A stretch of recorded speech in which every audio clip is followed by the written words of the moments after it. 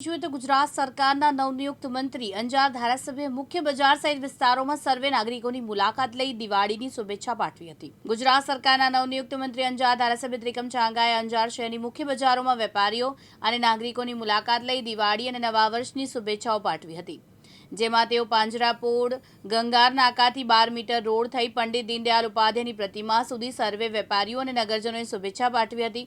તેઓની સાથે નગરપાલિકાના હોદ્દેદારો, ભારતીય જનતા પાર્ટીના હોદ્દેદારો, કાર્યકર્તાઓ અને નાગરિકો બોડી સંખ્યામાં ઉપસ્થિત રહ્યા હતા।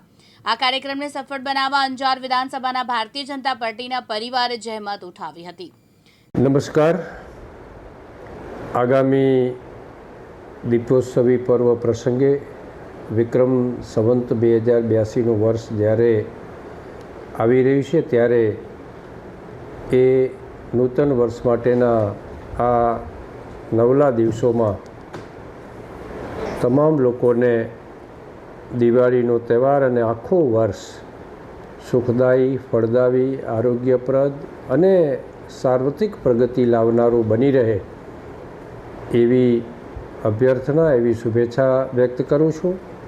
સાથે સાથે રાજ્યના મંત્રીમંડળમાં કચ્છને પ્રતિનિધિત્વ આપવા માટે ભારતીય જનતા પાર્ટીનું શીર્ષસ્થ નેતૃત્વ, દેશના પ્રજાવત્સલ પ્રધાનમંત્રી આદરણીય મોદી સાહેબ, ગુજરાતના મક્કમ અને મૃદુ મુખ્યમંત્રી આદરણીય શ્રી ભૂપેન્દ્રભાઈ પટેલ સાહેબ,